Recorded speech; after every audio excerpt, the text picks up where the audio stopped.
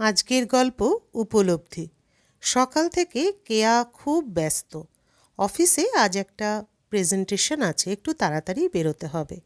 এখনও মালতীদি এলো না, সকাল 8টা বাজলো। একটু চিন্তাই হচ্ছে ওর। আজ সৌমাল্য নেই যে ওকে বলবে একটু পরে বেরোতে, মেয়েটাকে স্কুল থেকে আনতে হবে। মেয়েকে সকালে স্কুলে পাঠিয়েছে, কিন্তু মালতীদি না আসলে আনবে কে? এসব চিন্তা করতে করতে নিজের ব্যাগ টিফিন সব গুছিয়ে রাখছে।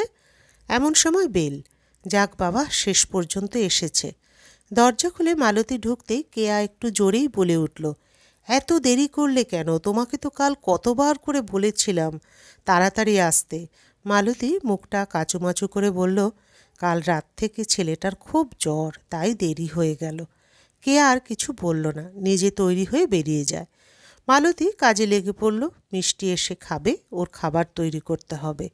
রাতের রান্না করে বাড়ি যায়, তাই সেটাও রেডি করে রাখতে হবে।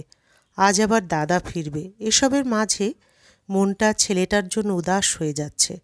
মিষ্টিকে আনার সময় হয়ে গেছে। মালতী বেরিয়ে পড়ল। মিষ্টিকে এনে স্নান করিয়ে খাইয়ে ঘুম পাড়াবে। মিষ্টি তখন জিজ্ঞাসা করলো, ও মালো পিসি, তোমার কি হয়েছে আজ? তুমি কথা বলছো না কেন? তোমাকে মা বকেছে? মালতী মিষ্টিকে বুকে টেনে নেয়। না শোনা, মা বকেনি। আসলে আমার বাড়িতে যে দাদাটি আছে তার খুব শরীর খারাপ, তাই আমি তার কথা ভাবছিলাম।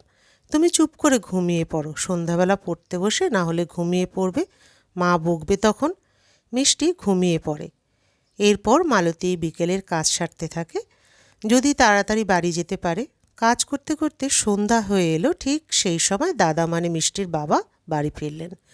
সৌমাল্য অফিসের কাজে বাইরে গিয়েছিল কদিনের জন্য। মালতী দাদাকে চা দিয়ে মিষ্টি খাইয়ে রেডি করে দিল।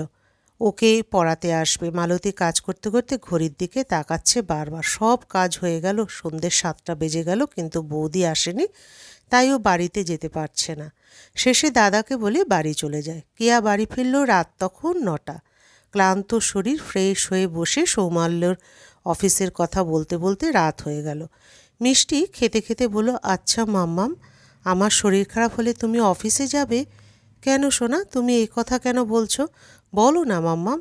তখন কেয়া কি করবে বুঝে উঠতে পারে না। মেয়েটা হঠাৎ এ কথা কেন বলছে?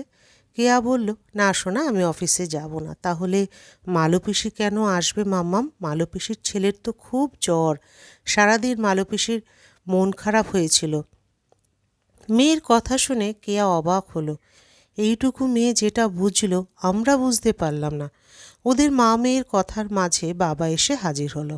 ঠিক আছে মাম্মাম, কাল মালো পিসিকে আসতে বারণ করে দেবে, আর আমরা গিয়ে মালো পিসির ছেলেকে দেখে আসব। আমিও কাল অফিসে যাব না।